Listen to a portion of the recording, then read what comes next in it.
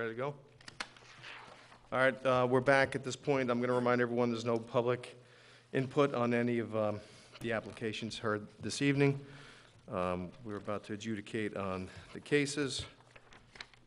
All right, so holdover application number 1 for the Imperial Vape and Smoke Shop.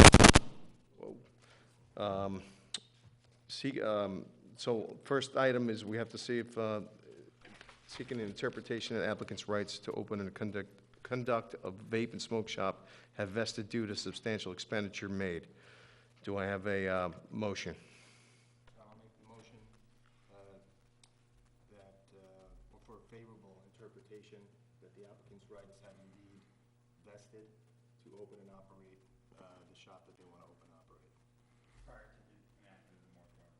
Prior to the enactment of the moratorium. Okay, do I have a second on that? Second. I guess roll call vote. Mark? Any discussion or no? Oh, I guess we can have a discussion, but, Okay, no. no, let's have a discussion. Sure. I know we had some conversations about, what was it exactly, Phil? The two parts of vesting? The case law that was cited by counsel in his memorandum of law, it's pretty clear that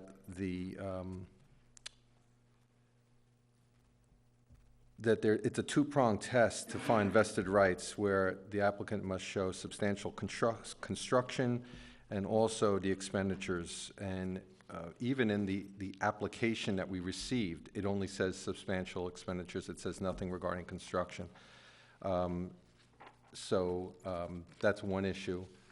Just for other purposes, the email that we received, as much as it was against, it is not coming into, as far as I'm concerned, I don't think it's something that we should even consider. The issues that were raised have nothing to do with either of the applications being made by this applicant.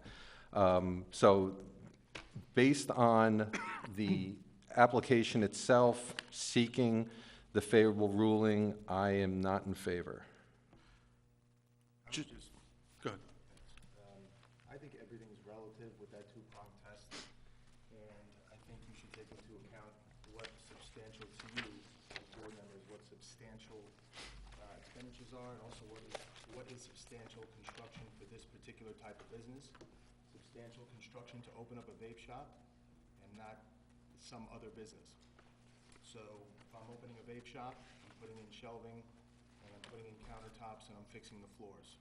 So they did everything they had to do for the vape shop, and I consider that substantial. Mark, I would agree with that. I think that, from my standpoint, the construction is exactly like that. That's the way I'm looking at that, too. So that's the way I'm leaning. I think there was work that was done that we're not even factoring it in the costs of construction, because the gentleman, the applicant, did the construction himself.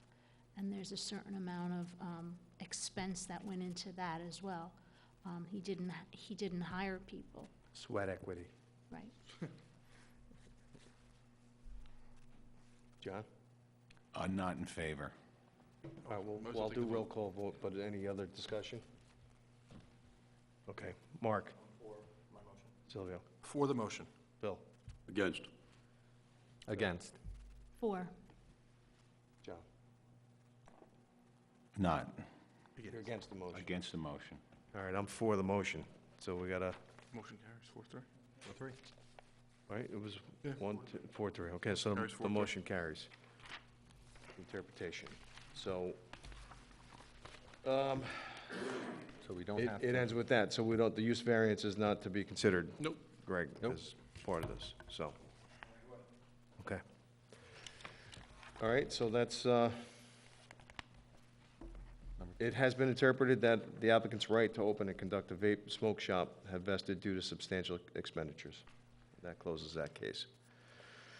All right, application number 2, Rosemary Spears, seeking permission to retain shed and existing chicken coop. Do I have a motion? Motion to retain the shed, motion to deny the variance for the chicken coop. Do I have a second? Second.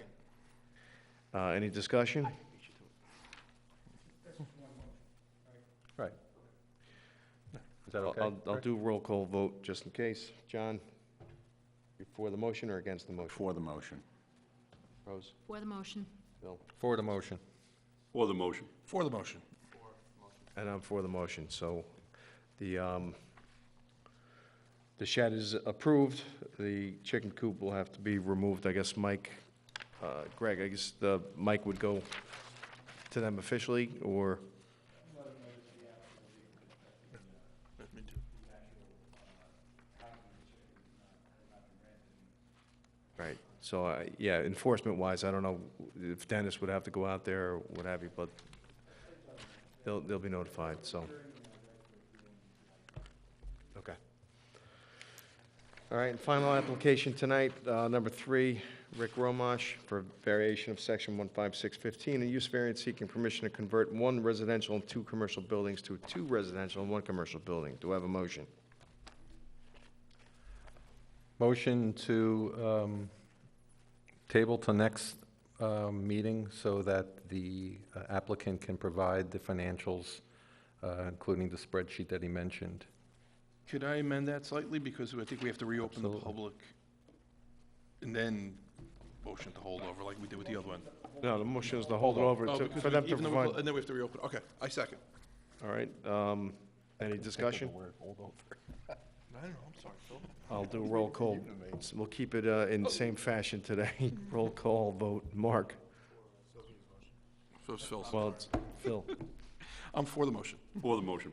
For the motion. For the motion. For the motion. And I'm for the motion. So this will be held over till next month. All right, the minutes from November, do I have a motion to Motion to accept? grant. Second. All in favor? Aye.